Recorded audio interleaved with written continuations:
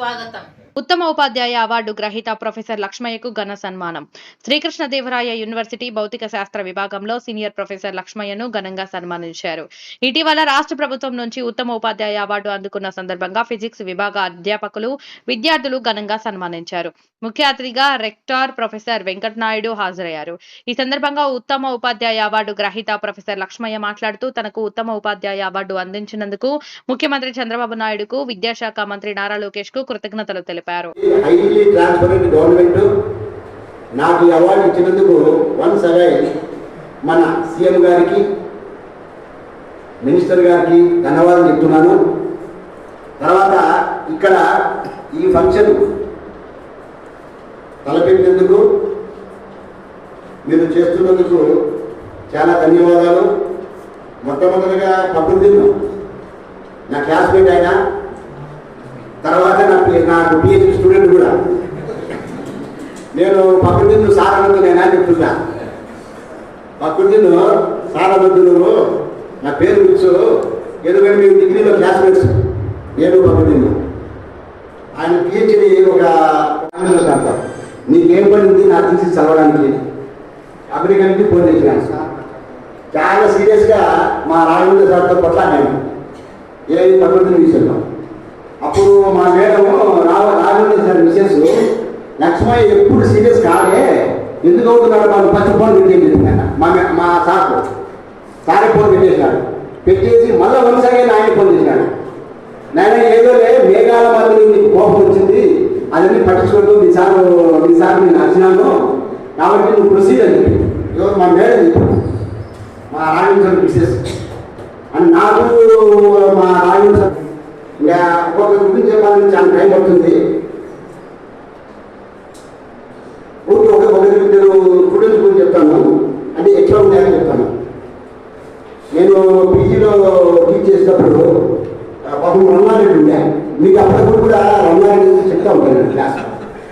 Ramanareddy most ప్రోగ్రెంట్ ఉండి embedded system sir నాకు micro control చెప్పండి సార్ ప్లీజ్ సార్. మిగతా స్టూడెంట్స్ పెద్దగా అంత ఇంట్రెస్ట్ లేకుండా ఉంటారు. నిజంగా నీకు మైక్రో కంట్రోల్ ఎందుకు అంత ఇంట్రెస్ట్ 8051 పాపం బాగా నేర్చుకోండి అని. యాభైలో పెద్దగా ఉండదు, ఏదో 2-3 ఎక్స్పెరిమెంట్స్ ఉంటాయి, మహా ఏదో చెప్పడం లేదంటే ఇంటర్ఫేసెస్ ఉంటాయి. తర్వాత నేను మళ్ళీ కోచింగ్ పోయి బ్రహ్మాండంగా డెవలప్ అయ్యి దాదాపు యూఎస్ఏలోనే కాలిఫోర్నియా ఉన్నా కదా, కాలిఫోర్నియా లాస్ ఏంజలస్ ఉన్నాడు. అంటే ఒక ఫిజిక్స్ అయిన సాఫ్ట్వేర్లో బ్రహ్మాండంగా సక్సెస్ అయినాడు.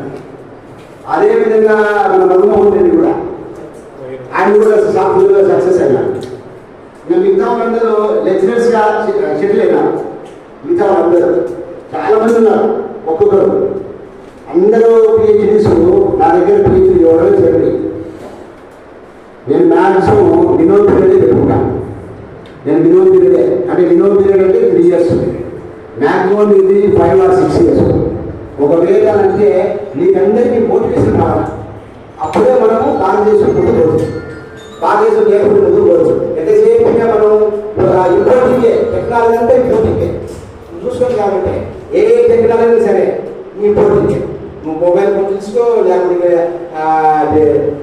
ఎలక్ట్రిసిటీ తీసుకో, ఏదైనా తీసుకో, టెక్నాలజీ వీఆర్ ఇంపోర్టెంట్ టెక్నాలజీ. మనం ఎప్పుడు ఎక్స్పోర్ట్ చేయాలి? మనం ఎక్స్పోర్ట్ చేసి స్టేజ్ పోవాలంటే ప్రతి విద్యార్థి కష్టపడాలి. ప్రతి విద్యార్థి నిరంతరం కృషి చేయాలి. కృషి చేస్తేనే నువ్వు ముందుకుపోతావు. భారతదేశం కూడా దగ్గరండి ఓకే రెడీ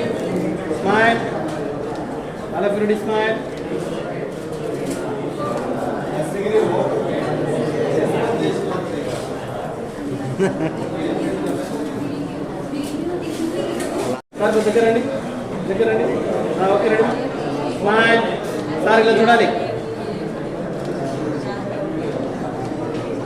నెక్స్ట్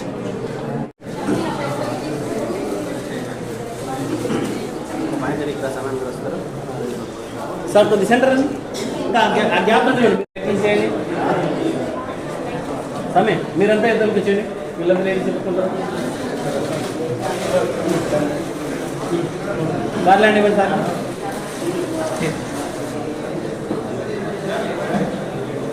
పక్కన పెట్టు గార్లాండ్